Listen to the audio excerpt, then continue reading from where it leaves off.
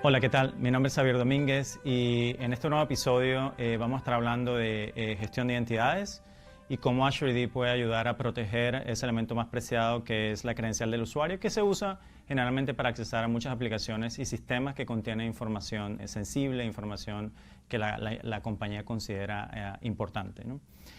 Entonces, la identidad al día de hoy es uno de los elementos que se ha determinado que está siendo target de la mayoría de los ataques. Los datos nos muestran que la mayoría de los ataques que han ocurrido en los recientes años justamente han tenido que ver con la vulneración de credenciales. Y es por ello que la mayoría de las organizaciones están transformando su modelo de gestión de seguridad para apostar por uno que se base, en vez de un control basado en el perímetro, en este caso un control basado en el usuario, ¿no? En cuál es el usuario que está intentando accesar a qué información y bajo qué contexto lo está haciendo, ¿no? Azure AD como plataforma fundamental para la gestión de identidades en Microsoft permite habilitar 5 escenarios, ¿no? O resolver 5 problemas. El primero de ellos es cómo tener acceso a mis aplicaciones con un solo set de credenciales. La mayoría de las veces las organizaciones están teniendo problemas porque no todos los sistemas usan el mismo repositorio de identidades y por lo tanto hay que implementar sistemas que se encarguen de sincronizar esos usuarios entre los múltiples repositorios. Pero el problema aquí se convierte en que esos procesos no necesariamente siempre están bien gobernados. Al final del día, entonces, cuando un usuario entra a una organización, desde el punto de vista de productividad, muchas veces no tiene acceso a las aplicaciones que debería tener acceso inmediatamente, porque hay ciertos procesos manuales que tienen que correrse para garantizar que la sincronización ocurra, ¿no? Lo que impacta la productividad. Pero por otra parte también cuando ese usuario cambia de departamento o eventualmente incluso es la organización, las sincronizaciones no ocurren de la forma correcta también y probablemente el usuario sigue conservando acceso a información que no debería conservar porque ha cambiado de departamento o incluso si ha dejado la organización sigue teniendo acceso a información corporativa a pesar de que ya no sigue siendo empleado de la empresa. Esa es una de las cosas que planteamos resolver, que idealmente no importa el número de aplicaciones y el tipo de aplicaciones, todas esas aplicaciones pueden usar la misma identidad y el mismo set de credenciales. El otro problema que tratamos de resolver tiene que ver con cómo asegurar esas credenciales y cómo asegurar también el proceso de acceso a las aplicaciones, ¿no? Si me preguntaran al día de hoy cuál es la recomendación que le doy a las organizaciones para implementar inmediatamente que va a garantizar que un gran número de ataques sean detenidos, es habilitar segundo factor. Entonces, si yo puedo habilitar segundo factor cuando acceso a cualquiera de mis aplicaciones, estoy básicamente cerrándole la puerta probablemente al 90% de los ataques que se puedan estar originando, ¿no? Es uno de los primeros pasos. Entonces, Azure AD como plataforma tiene como propósito eso también, que una vez que las aplicaciones han sido conectadas de la forma correcta y me aseguro que es un solo usuario el que se puede conectar y el que uso para dar acceso, en este caso el siguiente paso es habilitar segundo factor, ¿no? Y habilitar segundo factor a veces hay que pensar cómo se hace, ¿no? Porque si yo habilito segundo factor a todos los accesos a los usuarios, eso eventualmente se traduce en patrones de comportamiento donde el usuario empieza a aceptar los segundos factores simplemente porque sabe que es muy frecuente que esa petición ocurra, ¿no? Entonces, Azure AD ayuda a habilitar segundo factor únicamente en las circunstancias en las cuales haya que habilitarlo. Es decir, cuando el acceso viene fuera de la red corporativa, por ejemplo, o cuando el acceso viene desde un país que generalmente ese usuario no se ha conectado, o cuando el acceso viene desde un dispositivo del que no conocemos, solo en esos casos es cuando Azure AD podrá o exigirá el uso de un segundo factor, ¿no? El tercer caso o escenario en el cual Azure AD puede apoyar mucho es el de gobierno de identidades, ¿no? Y estar muy relacionado con el primero de mis comentarios, el primero de los casos de uso, que es el uso de una sola identidad para todos mis aplicativos. Es gobernar las identidades del momento que el empleado empieza a formar parte de la compañía. Es decir, cuando yo doy de alta al usuario en mi plataforma de recursos humanos, que un sistema sea capaz de tomar todos los atributos de ese usuario del sistema de recursos humanos y replicarlo tanto al directorio on-premise como al directorio en el cloud y a los otros posibles repositorios que sea necesario replicar esa identidad. Y además el gobierno de los atributos sea totalmente dirigido por recursos humanos, es decir, cuando el usuario cambia de departamento, en ese caso ese cambio también se replique a todos mis sistemas para que también yo pueda entonces modificar los accesos a los que ese usuario sigue siendo permitido, ¿no? Gobierno también es mucho más que eso, porque gobierno también tiene que ver con, por ejemplo, con hacer procesos de recertificación regularmente, donde yo pueda corroborar con cierta frecuencia, cada 3 meses, cada 6 meses, que los usuarios que siguen teniendo acceso a una aplicación deben tenerlo, ¿no? Incluso hay muchas regulaciones en el mercado a las que algunas empresas pueden estar sometidas que exigen, desde el punto de vista de auditoría, que se pueda certificar que esos procesos de revisión regulares se han ejecutado. Para yo después demostrarle al auditor que estoy gobernando el acceso a mis aplicaciones, ¿no? Entonces, esa es otra de las cosas que desde el punto de vista de gobierno se pueden hacer. Y no solamente para los usuarios corporativos, sino probablemente incluso para aquellos otros usuarios que son socios de negocio, a los que le estoy dando acceso a mis aplicativos, ¿no? Y que también tengo que garantizar que los tienen únicamente en el contexto que deben tenerlos, ¿no? Hay otra serie de elementos relacionados con gobierno que también Azure AD puede ayudar a habilitar, como por ejemplo el consentimiento de políticas de términos de uso o la definición de lo que nosotros llamamos entitlements, ¿no? La mayoría de las organizaciones han apostado por modelos donde los accesos se controlan basados en grupos de seguridad o en el conocimiento de que yo debo accesar a una aplicación y alguien me agrega a la lista de usuarios permitidos en esa aplicación, ¿no? Cuando implementamos políticas de gobierno, realmente ahora se está apostando es por definiciones de roles, ¿no? Donde yo puedo mapear roles organizacionales y definir a qué tiene acceso cada uno de esos roles. Es decir, pueden tener acceso a un determinado número de grupos de seguridad y a un determinado número de aplicaciones, pero desde el punto de vista del usuario, el usuario no necesita saber esa información. Lo único que va a hacer es visualizar una lista de roles, eventualmente machear su perfil de empleado con alguno de esos roles, hacer la petición, y ese rol viene con un conjunto de permisos, entre ellos aplicativos y por supuesto también grupos de seguridad. El cuarto elemento que puede garantizar también Azure AD o que permite habilitar Azure AD tiene que ver con la securización de mis usuarios, ya no solo por un segundo factor, sino por la habilitación de detección de amenazas avanzadas y por la habilitación también de inteligencia artificial que aporta en nuestras soluciones en Azure, para identificar cuándo ese usuario pudiera estar en riesgo porque hemos observado algunos patrones que no son normales, ¿no? O, por ejemplo, cuándo pudiera estar el usuario en riesgo porque producto del trabajo que hacemos en el cloud y producto de nuestra operación, que en el caso, por ejemplo, de la gestión de identidades, Azure AD procesa, desde el punto de vista empresarial, 6 billones de autenticaciones diariamente, ¿no? Tenemos más de 100 millones de usuarios protegidos por Conditional Access al día de hoy, pero en total tenemos más de 1 billón de usuarios que usan regularmente Azure AD. Todas esas señales las procesamos de tal forma que podemos ofrecer información contextual adicional a nuestros clientes para que tomen mejores decisiones. Entonces, volviendo a cómo usar esto, ¿no? Si Microsoft detecta que alguna de las credenciales de una empresa están expuestas en el dark web, por ejemplo, y puedo además hacer un cálculo si el atacante o el hacker no solamente tiene la credencial de usuario, sino que además tiene una contraseña y esa contraseña hace match con la contraseña actual del usuario, entonces proactivamente puedo notificarle a la organización que esa credencial está totalmente comprometida para que la organización pueda automatizar respuestas a ese hecho, ¿no? Y al final se trata de que la mayoría de las cosas que se pueden hacer sean de forma automática, ¿no? Detectar y automatizar la respuesta es el primer paso para ser capaces de detener la mayor cantidad de ataques posibles que se pueden estar presentando en mi organización. Entonces, esa es otra de las posibilidades que ofrece Azure AD. Hacer detecciones un poco más inteligentes basadas en Big Data y en la operación del cloud propia de Microsoft, ¿no? Y el último de los escenarios tiene que ver con colaboración. Es muy normal que las organizaciones tengan que darle acceso a individuos que pertenecen a otras empresas, a sus aplicativos, porque son socios de negocio, son colaboradores que pueden estar apoyando en campañas de marketing, por ejemplo. Y hasta el día de hoy, tradicionalmente, las organizaciones han hecho esto mediante la creación de usuarios dentro de sus propios directorios, ¿no? Que eventualmente son ofrecidos o son puestos a disposición de estos colaboradores. Esto tiene dos grandes problemas. El primero de ellos tiene que ver con la seguridad, por supuesto, porque ¿qué pasa cuando ese empleado deja la otra organización? Generalmente el gobierno de esas entidades no ocurre de la mejor forma, lo que quiere decir que el empleado dejó la empresa, pero sigue probablemente teniendo acceso a mi data, porque no hay forma de vincular el usuario en el origen con el usuario adicional que yo he creado en mi directorio que además tiene otro set de contraseña o es otro set de credenciales por sí mismo, ¿no? Y el segundo problema tiene que ver con los potenciales costos asociados al mantenimiento de esos usuarios, ¿no?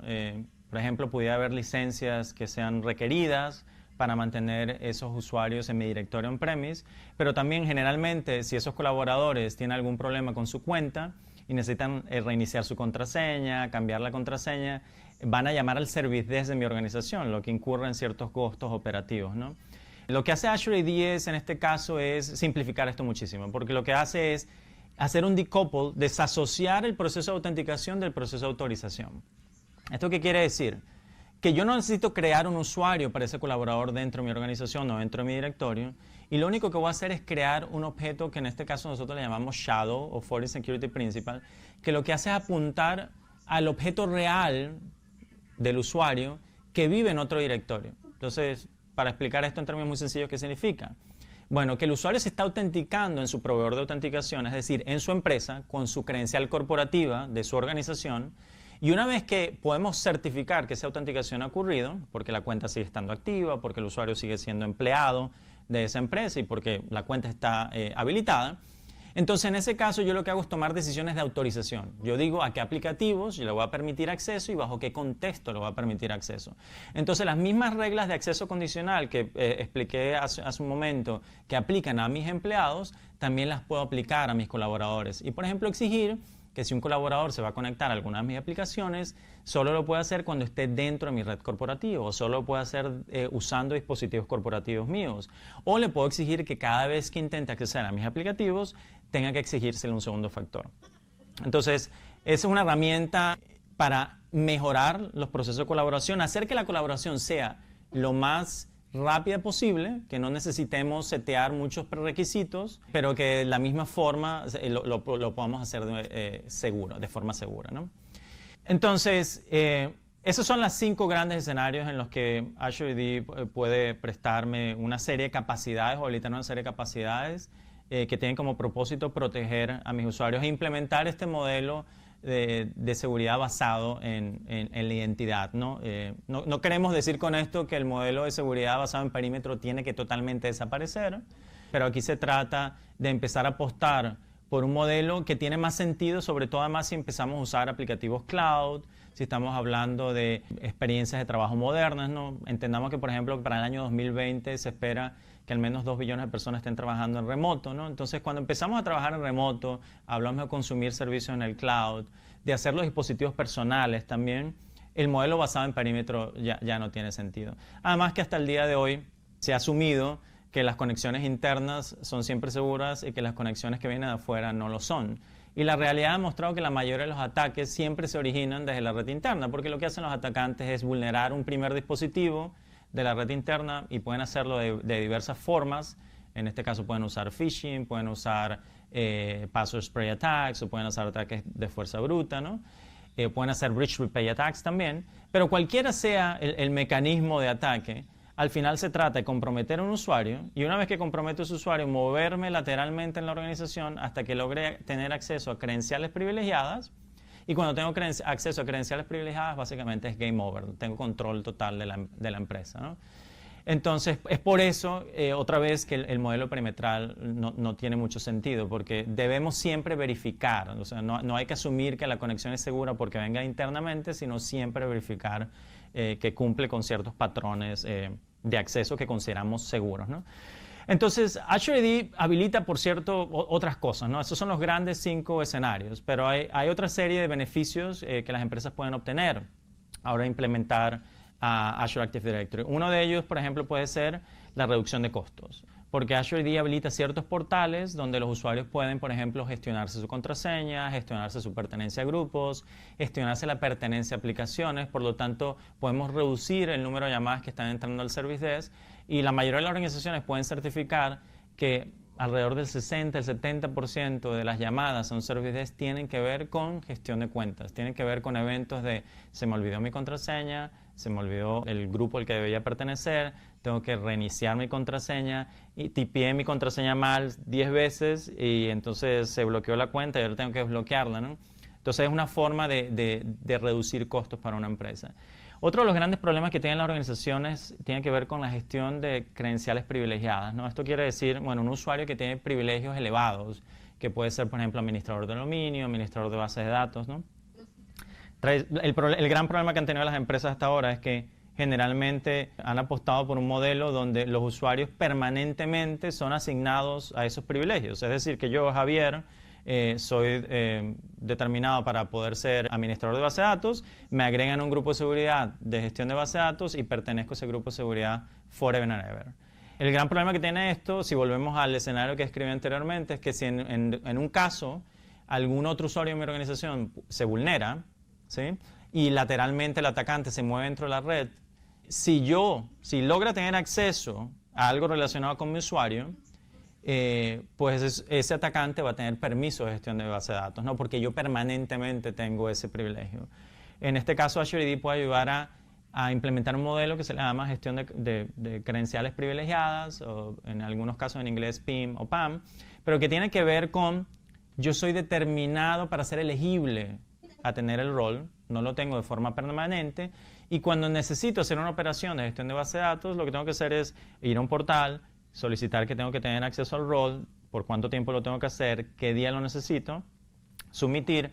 Durante el proceso de sumisión se va a verificar vía segundo factor si yo soy Javier, si realmente es Javier el que está haciendo la petición, y después por políticas puede haber un proceso de aprobación, donde un determinado individuo de la empresa tiene que aprobar la petición que yo acabo de hacer antes de que el privilegio, en este caso, sea asignado. Entonces, si puedo concluir con cuáles son las 3 o 4 recomendaciones que hago a la hora de implementar un modelo de gestión de seguridad basado en perímetro, además apalancado en Azure AD, tiene que ver con, primero, habilitar segundo factor, ¿sí? Segundo, deshabilitar cualquier endpoint que esté expuesto a Internet que permita autenticación legada, lo que nosotros llamamos autenticación legada. Esto quiere decir que, por ejemplo, protocolos como LDAP no se pueden exponer a Internet, que idealmente sistemas que usen ActiveSync, como en este caso Exchange Online, o POP, o IMAP, o EWS usando autenticación legada, todo eso debe hacerse en un shutdown. ¿Y por qué no debemos tener expuestos a Internet o a usuarios externos endpoints que permitan autenticación legada? Porque ninguno de esos endpoints, por la naturaleza de la autenticación legada, va a permitir implementación de segundo factor. Entonces, si yo implemento segundo factor, pero estoy dejando una puerta abierta para que un atacante que ya conoce el usuario y conoce la contraseña puede intentar accesar al servicio, lo más probable es que vaya a darse el caso de que en algún momento uno de mis usuarios pueda verse comprometido. La tercera recomendación tiene que ver con la protección de esas credenciales privilegiadas. Es decir, remover a todos los usuarios que tengan privilegios de los grupos que le dan acceso a esos privilegios de forma permanente. Y implementar un modelo just in time, donde yo pido el privilegio únicamente cuando lo necesito. Y tengo que hacer segundo factor para pedirlo y alguien además tiene que aprobarme. Otra recomendación también tiene que ver con las políticas de contraseña, ¿no? Generalmente las organizaciones han apostado por unas políticas de contraseña que exigen cambios regulares de contraseña, ¿no? Por ejemplo, determinadas longitudes, que si 8, 12 caracteres, cierta complejidad, como números, mayúsculas, minúsculas. Esto se ha comprobado que no es efectivo. ¿Por qué? Porque los usuarios adoptan patrones. Entonces, si tomamos y implementamos las 3 primeras recomendaciones, si yo tengo un segundo factor, tengo protegido todos mis endpoints que van a Internet con segundo factor, porque he deshabilitado toda la autenticación heredada. Si he podido garantizar que es un solo set de credenciales el que usa el usuario para accesar cualquiera de los aplicativos, si tengo políticas de gobierno implementadas, entonces yo puedo apostar por un modelo donde la contraseña se cambie, por ejemplo, una vez al año únicamente, y donde no necesito implementar políticas que exijan, por ejemplo, al usuario descifrar o intentar determinar que una contraseña correcta es de 14 y que tiene que tener ciertos caracteres, ¿no? Porque lo que va a hacer el usuario es que una vez que llega a la conclusión de que una contraseña sirve, lo que va a hacer es hacer cambios. Cada vez que yo le pida cambiar 30, 40 días, o 45, 60 días, lo que va a hacer el usuario es que si su contraseña era Microsoft con M, 2019, símbolo de exclamación, dentro de 60 días será 2020 y dentro de 60 más será 2021. Entonces, realmente las políticas de cambio y además las políticas que hacen bloqueo de cuentas tras varios intentos fallidos, no tiene mucho sentido actualmente. Incluso Microsoft ya ha publicado recomendaciones asociadas a incrementar la vigencia de los passwords por un año, al igual que el NSIT americano también lo ha hecho recientemente. Y por último, la última de las recomendaciones sería implementar un modelo que trate de automatizar en lo mayor posible las respuestas a cualquiera de las detecciones que apunten a que algún comportamiento extraño se está presentando en el uso de mis identidades o en lo que tiene que ver con los accesos a mis aplicativos en la organización, ¿no? Y hacer esto en lo mayor posible beneficiándose de plataformas cloud, ¿no? Que enriquecen, como en el caso de Azure AD, con mucha información contextual, cuál es el nivel de riesgo que pudiéramos asociar con un determinado inicio de sesión o con un usuario en particular, ¿no? Es decir, si yo he visto que el usuario generalmente se conecta de Ciudad de México y eventualmente empezamos a ver que se conecta de Buenos Aires, eso pudiera ser legítimo, pero también no lo pudiera hacer, ¿no? Entonces, la plataforma es capaz de indicarme que el nivel de riesgo del inicio de sesión se ha incrementado, ya no es bajo y ahora es medio, porque hay un acceso que viene en una ubicación atípica, ¿no? Yo no necesariamente tengo que bloquear el acceso, sino que mi actividad de respuesta pudiera ser automatizar la reducción del riesgo vía un challenge de segundo factor, ¿no? Si el usuario completa el segundo factor de forma satisfactoria, asumo que realmente es el usuario el que ha viajado en este caso a Buenos Aires y que está accesando la aplicación el día de hoy desde allí, ¿no? Pero por supuesto también la automatización pudiera ser bloquear o forzar un reinicio de contraseña porque hemos determinado que realmente la credencial está totalmente comprometida. Entonces quiero no solo bloquearle el acceso, sino además al usuario legítimo quiero exigirle que haga un cambio de contraseña para asegurarme que el atacante no sigue intentando, ¿no? O no puede en este caso tener cierto éxito accesando algún otro servicio. Y con eso damos por concluido el episodio de hoy. Hemos estado hablando de cómo Azure AD o cómo Microsoft puede ayudar a implementar un modelo de seguridad basado en la gestión de identidades.